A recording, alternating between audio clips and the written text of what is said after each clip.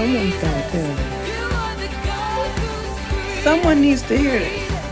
I would even like to give a little advice.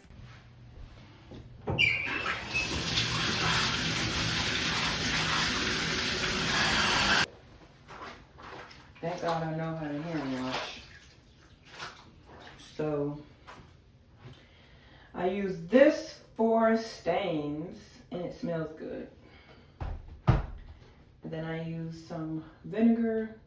Now there's cleaning vinegar, but this is just what I had in the house. Some regular white distilled vinegar for smells. So like sock smells. Let's talk about something random. College. I failed and retook multiple classes. I never missed an hour of any of those classes and those courses. No one told me that you could drop a class or withdraw from a class. I mean, you would hear about it, but why would I need to do that? I'm just gonna keep showing up because I can do this. But here's the deal. You gotta learn how to be a student when you go to college. There's some people who are professional students because it's financially beneficial. They figured out how to play the college game of education. So what I learned after failing, and I'm like, these teachers were horrible teachers, and I sat through their horribleness to get an F. For example, I get in this first writing class of college, and this lady, she's in a sorority, so you could just picture her personality immediately. A pretty person, but her attitude was just stank immediately, and I'm looking like, goodness gracious, she has such a bad attitude. The first day she did the typical speech, but it was just something about her. So the typical speech when you go to college is they tell you how hard it's going to be in their class, and if you can't take it, you can walk out right now. So this big bluff. I'm thinking, I didn't come to college to just walk out the first day. But remember, I talked about being able to drop classes and withdraw from classes. So I remember thinking like, I do not want her as a teacher. So I remember specific assignments that were just like outrageous. In the community, they would have like a paint run, and where you run in these t-shirts and people paint all over you as you run in and whatever. So different community stuff. And I remember just thinking, I cannot go there. I live on campus. I have no car. I have no money. You know, and as a freshman, I'm thinking I'm being smart. I'm not taking more money and loans from the government or grants from the government over the amount of the exact dollar I needed for class, books, room, and board. Like, I wasn't thinking refund is for the fact that I had to do laundry, had to keep up hygiene, had to purchase personal items. That's what refunds are for. That's another thing you need to know how to be a professional student. I didn't think that. I'm thinking, I don't want to be in more debt than I need to be in. So I would literally get only to the dime of what I needed for that semester. I knew I wasn't going to be able to go, and I didn't. And that was actually an assignment. That was a grade towards the final grade. Like super random. Just volunteer stuff. And I enjoy things like that, but the amount of pressure and the amount of putting my safety at risk to do these assignments was ridiculous. I failed her class.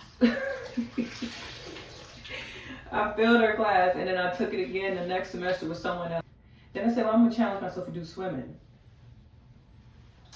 Why did I do that? Why?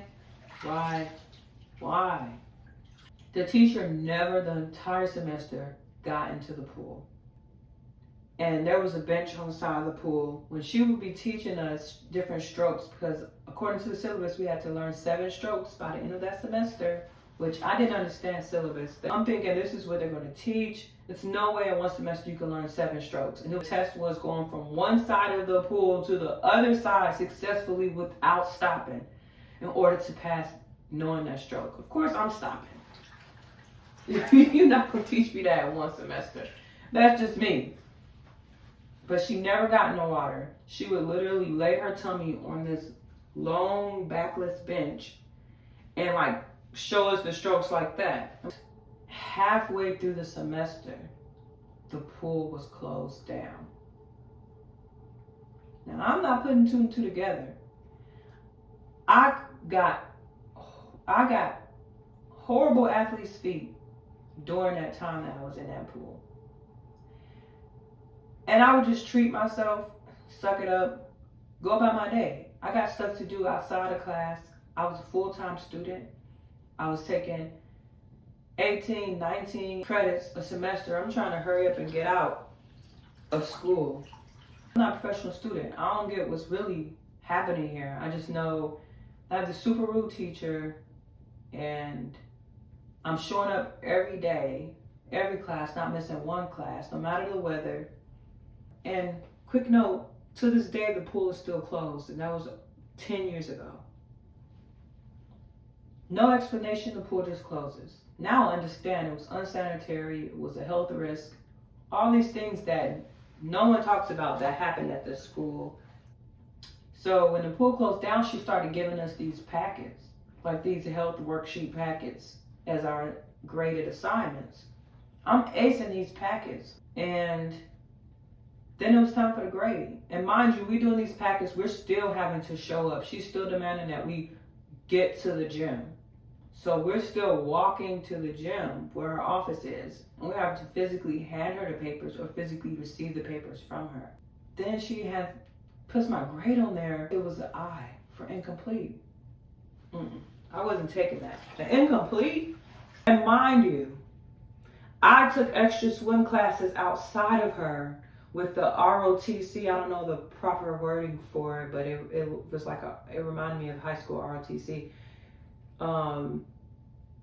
Leader guy who was teaching his ROTC classes, and I would like get permission to be a part of those swim classes because I wanted to learn these strokes. So I'm getting in the pool extra time outside of her because she's refusing to, and that was one of her recommendations. You know, he gets in the pool. If you guys just really need that, go to him. So she's giving us what to do outside of her class because she's refusing to do the work herself.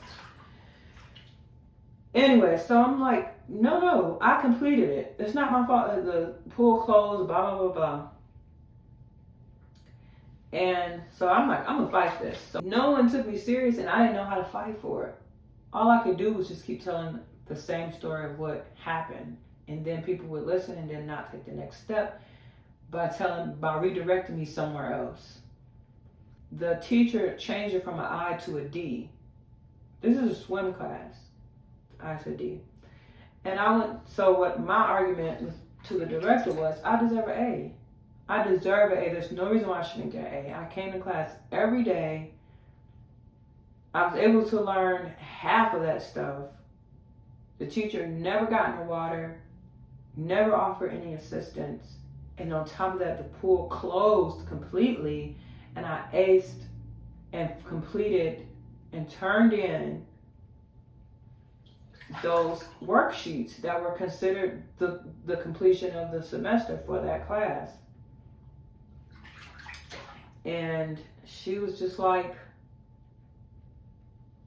well, did you learn all 7 strokes?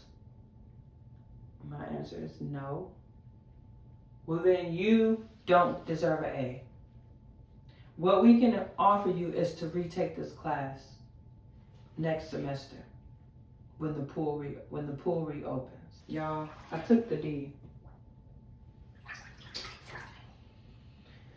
That was the final straw. After that, the first day of a teacher acting crazy, I don't know which one was the positive, the drop or the withdrawal, but whichever one was positive, meaning that it's not going to show up as a negative impact on your transcript. That's what I started doing. It's like you have like 10 days, I think, to withdraw or drop the class. And I learned that, and I started doing that. And that's when I started acing all my classes. Because you don't have to take these crazy teachers. I learned how to get jobs while on campus to have an income so that I'm not just using refund money, because that comes and goes.